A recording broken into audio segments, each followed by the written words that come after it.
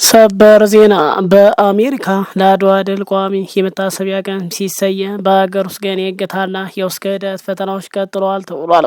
የአድዋ ድል በሀገር ውስጥ የመንግስት ሚዲያዎች ዝምታ ሲመረጥበትም በአሜሪካ ግን በታላቅ የድምጽ ብልጫ በህግ መዝገብ ላይ ሰፍሯል።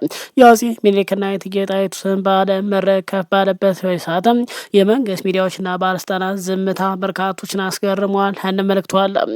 በሌላ መረጃ ባለፉት ቀናት በርካታ አመት ባለቀባት ምስራቅ አርሲ ገንም ዛሬ ሌላ አሳዛኝ እገታ ተፈጽሟል ተብሏል።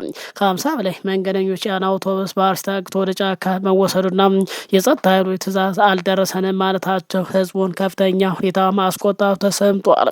ብዙ አቡነ አብርሃም ማውራት ሰለቸን፣ ወደ ተግባር እንግባ በማለት ዝምታቸውን ሰብረዋል። አስቸኳይ ጥሪ አቅርበዋል። እኔንና ሌሎች በርከት ያሉ መረጃዎች ይዘን መጠናል። ሰላም ጤና ይስጥልን ክቡራትና ክቡራን አድማጭ ተመልካቾቻችን አብራችሁ ቆዩ። ከላይ ዘርዘርናቸውና ሌሎች በርከት ያሉ መረጃዎችን እናስደምጣለን። እስከ ፕሮግራሙ ፍጻሜ መረጃውን ላይክ እና ሸር ማድረግ አብራችሁን ልትቆዩ በአክብሮት እንጋብዛለን። በድጋሚ መልካም ቆይታ። ዛሬ በመላው ዓለም ለሚገኙ ኢትዮጵያውያንና ጥቁር ህዝቦች በሙሉ ታላቅ የኩራት ዜና ተሰምቷል። የአድዋ ድል በዓል በዓለም አቀፍ መድረክ አዲስ ታሪካዊ እውቅናን አግኝቷል ተብሏል። በአሜሪካ የፔንሲልቬኒያ ግዛት የህዝብ ተወካዮች ምክር ቤት የአድዋ ድል መታሰቢያ ቀን በግዛቲቱ በይፋ እንዲከበር የቀረበውን የውሳኔ ሀሳብ በከፍተኛ የድምጽ ብልጫ አጽድቋል ተብሏል። ነገሩ የሆነው እንዲህ ነው። በአሜሪካ የፔንሲልቬኒያ ግዛት የህዝብ ተወካዮች ምክር ቤት በየዓመቱ ማርች 2 ወይም ደግሞ መጋቢት 2 ቀን በግዛቱ የአድዋ ድል መታሰቢያ ቀን ሆኖ እንዲከበርም የቀረበውን የውሳኔ ሀሳብ በከፍተኛ ድምፅ አጽድቆታል ተብሏል። ይህ ኤችአር 441 የተሰኘው ረቂቅ የውሳኔ ሀሳብ የጸደቀው በሪፐብሊካንና በዲሞክራቲክ ፓርቲ ደራሲዎች በተሰጠ 195 ከፍተኛ የድጋፍ ድምፅ ሲሆን ተቃውሞ የገጠመው ከ6 አባላት ብቻ ነው ተብሏል። በአሜሪካ የግዛቶች ምክር ቤት አሰራር መሰረት ይህ ውሳኔ በግዛቲቱ የህግ መዝገብ ላይ ከቋሚነት የሚቀመጥ ሲሆን የአድዋ ድል በይፋ ዓለም አቀፍ እውቅና ያገኘበት ታሪካዊ ሰነድ ሆኖ ያገለግላል ተብሏል። ይህ ረቂቅ ከወራት በፊት ቀርቦ የተለያየ የምክር ቤት የውስጥ አሰራሮችና ውይይት ካለፈ በኋላ ነው ባለፈው ሳምንት የመጨረሻ የቪቶ ድምጽ የተሰጠበት ተብሏል። ይህ የውሳኔ ሀሳብ ለፔንሲልቬኒያ ምክር ቤት ያቀረቡት የሰሜን ፊንላንድ ሞንትጎመሪ ሜሪ ካውንቲ የህዝብ ተወካይ የሆኑ ሴናተር ቤንጃሚን ሳንቼዝ ናቸው ተብሏል። ሴናተሩ በምክር ቤት መድረክ ላይ ባደረጉት ንግግር በዘመናዊ የዓለም ታሪክ ውስጥ የአድዋ ድል የማይናቅና እጅግ ታላቅ ቦታ እንዳለው አብራርተዋል ተብሏል። ሴናተር ሳንቼዝ አክለው የኢትዮጵያ ንጉስ ዳግማዊ አፄ ምኒልክና ባለቤታቸው እቴጌ ጣይቱ በጦር በላቀ አመራር ሰጭነታቸው ሀገራቸውን ከቀይ ገዢዎች ተቀራማችነት ማዳን ችሏል ሲሉ በይፋ ገልጿል። ይህ ታሪካዊ ድል ለአፍሪካ አሜሪካውያን እንዲሁም በአሜሪካና በግዛቱ ውስጥ ለሚኖሩ ትውልደ ኢትዮጵያ ሁሉም ዛሬም ድረስ ትልቅ የነጻነትና የኩራት ምንጭ መሆኑ በንግግራቸው አስምረውበታል። የፔንሲልቬኒያ ግዛት የተወካዮች ምክር ቤት በበኩሉ በይፋዊ ድረገጹ ባሰፈረው ጽሁፍ ኢትዮጵያ በቅኝ ግዛት ያልተገዛ ብቸኛው አፍሪካ ሀገር መሆኗንና በ19ኛው እንዲሁም በ20ኛው ክፍለ ዘመን በነበሩ የዓለም ሀያላን መንግስታት ዘንድ ሙሉ እውቅና ማግኘቷን አስታውሰዋል። በመሆኑ መጋቢት 2 ቀን በግዛቲቱ የአድዋ ድል መታሰቢያ ቀን ሆኖ እንዲሰየም መወሰኑን በይፋ አረጋግጠዋል። ይህ በዓለም አቀፍ ደረጃ የተሰማው ታሪካዊ እውቅና በሀገር ውስጥ ካለው ወቅታዊ ሁኔታ ጋር ተያይዞ በብዙሃኑ ዘንድ ሰፊ መነጋገሪያ አጀንዳ ሆኗል። በርካታ የማህበራዊ ሚዲያ ተጠቃሚዎችና ተቺዎች እንደሚገልጹ ከሆነ ይህ ውሳኔ የተሰማው በሀገር ውስጥ የአድዋ በዓል አከባበር ላይ የተለያዩ ቅሬታዎችና ክርክሮች በሚነሱበት ወቅት መሆኑ ልዩ ያደርገዋል ተብሏል። ባለፉት ጥቂት ዓመታት በአዲስ አበባ ከተማ በተለይም ደግሞ በዳግማዊ ምኒልክ አደባባይ አካባቢ ህዝባዊ የበዓሉ አከባበር ላይ የጸጥታ እንግዳዎች መጣላቸው በዓሉ ይበልጥ ወደ መከላከያ ሰራዊት መርህ ግብር ማደጉም እንዲሁም አረንጓዴ ቢጫ ቀይ የሆነው ብሔራዊ ሰንደቅ ዓላማ የያዙ ምዕመናንና ወጣቶች ላይ የተወሰደ የቁጥጥርና የእስር እርምጃዎች ከፍተኛ የህዝብ ቅሬታ ሲያስነሱ መቆየታቸው ይታወሳል። በመሆኑ በሀገር ውስጥ የበዓሉ አከባበርና የታሪካዊ አባት ስም አጠራር ላይ ውዝግቦች ባሉበት በዚህ ሰዓት አሜሪካ ላይ የአፄ ምኒልክና የእቴጌ ጣይቱ ስም ተነስቶ ለድሉ ቋሚ የህግ እውቅና መሰጠቱም ለአሁኑ ገዢው መንግስት የፖለቲካ አካሄድ ትልቅ መልእክትና የሞራል ስንቅ የሰጠ ክስተት ነው ሲሉ የፖለቲካ ተንታኞች ህዝባዊ ድምጻቸውን እየገለጹ ይገኛሉ። የሚያሳዝነው ነገር ደስታ የመንግስት በአጠቃላይ ይህ ነገር ደስታ የመንግስት ሚዲያዎች ሆነ የመንግስት ባለስልጣናት አንድም ነገር አለማለታቸው በርካቶችንም አጀብ አስወጣስ ብሎ ቀጥሏል። የተከበራችሁ አድማጭ ተመልካቾች የአሜሪካዋ የፔንሲልቬኒያ ግዛት የአድዋን ድል ቀን በይፋ መደገፏና የመታሰቢያ ቀን ማድረጓን በተመለከተ የወጣው መረጃ ይህን ይመስላል። ይህ የአድዋ ድል በአሜሪካ ምክር ቤት በይፋ እውቅና ማግኘቱና የአጼ ምኒልክና የእቴጌ ጣይቱ ስም ባለ መድረክ ከፍ ብሎ መነሳቱ ምን አይነት ስሜት ፈጠረባቸው? በሀገር ውስጥ ካለው የበዓሉ አከባበር ውዝግብ አንጻር የታሪካዊ ውሳኔ ምን አይነት መልእክት ያስተላልፋል ብላችሁ ታስባላችሁ? ለመሆኑ አድዋን በተመለከተ ለኢትዮጵያ ፓርላማ ወይም ለኦሮሚያ ጨፌ ቢቀርብ ስንቱ ይቃወምና ይደግፈው ይሆን? እናንተ የተከበረ ሀሳብና አስተያየት ከታች ባለው የኮሜንት መስጫ ሳጥን ላይ በኩራትና በጨዋነት እንድታጋሩን እየጋበዝ በቀጥታ ወደ ቀጣይ መረጃ እናምራ። ከሰሞኑ በኦሮሚያ ክልል አርሲ አካባቢ በተፈጸመ ጥቃት በርካታ የተዋሕዶ ልጆች ሕይወታቸው ማለፎ በርካቶች መታገታቸውና ቀሪዎቹ በሺ የሚቆጠር ደግሞ መፈናቀላቸው ይታወሳል። ይህንን ጥቃት የተቃወመ በርካታ የተዋሕዶ አባቶች በገፍ መታሰራቸውም ይታወሳል። ይህ ባለበት ግን የተዋሕዶ ልጆች የበላይ ጠባቂ የተባለው ቅዱስ ሲኖዶስ በጸሐፊውና ሊቀመንበሩ አማካኝነት የተመራ ቡድን ወደ አርሲ ቢያመራም ከመንገድ መመለሱም ተነግሮ ነበር። ይህ ቡድን ግድያውን ያስቆማል ተብሎ ቢጠበቅም ጭራሹን የተዋሕዶ ልጆች ብቻ አልተጠቆም በማለት የቅዱስ ሲኖዶስ ጸሐፊና የቤተ ክህነት ኃላፊ ጨምረው በይፋ ግድያውን መካዳቸው ተነግሯል። ይህ ባለበት ዛሬም ከቀናት በፊት ጥቃት ከተፈጸመበት አካባቢ ሌላ አሳዛኝና አስደንጋጭ ዜና ተሰምቷል።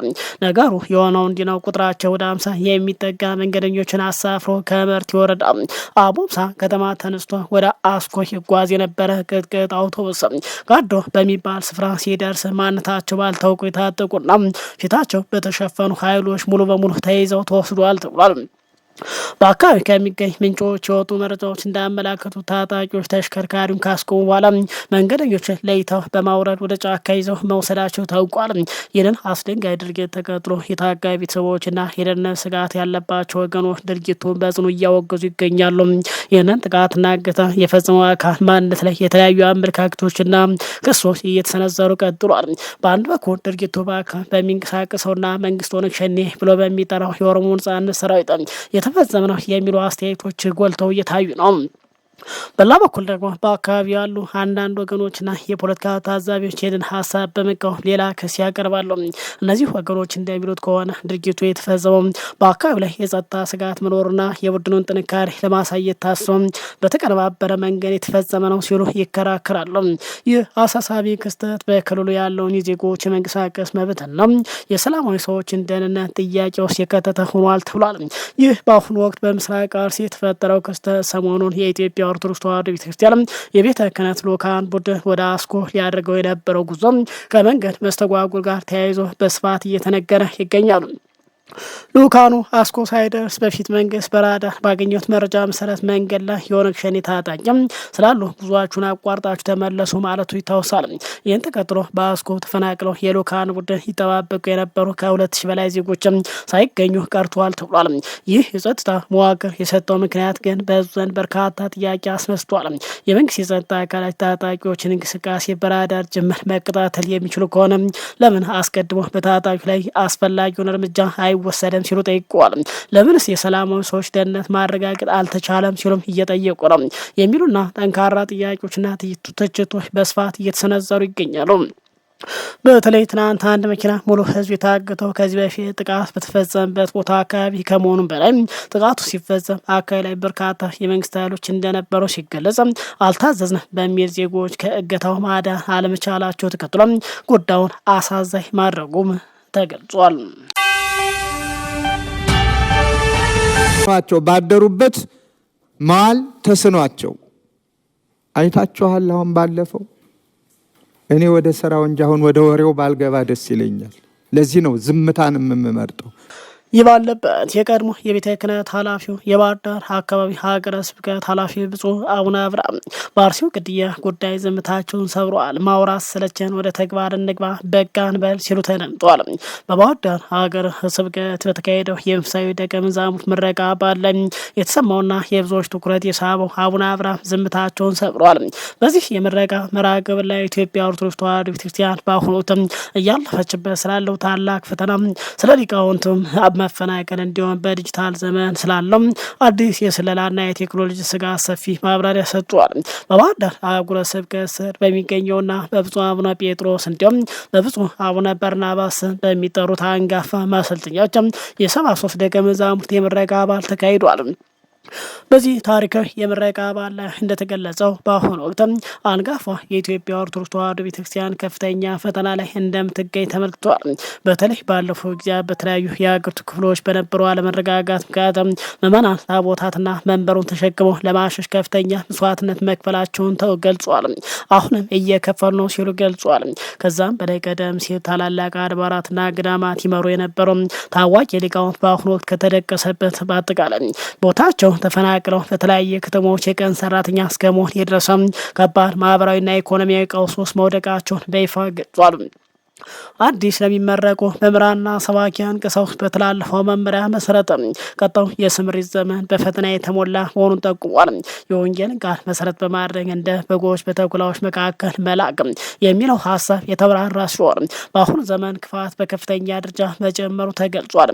በተለይ የአሁኑ ዘመን ፈተና ከባድ የሚያደርገው ተኩላዎች በአቋማቸውና በመልካቸው በግልጽ ሳይሆንም የበግ ለምድ ለብሰው አማኝና የዋህ መስለው በመምጣት በውስጥ የሚያርሰው ጥፋት እጅግ የከፋ መሆኑን በመርሃ ግብሩ ላይ ተብራርተዋል።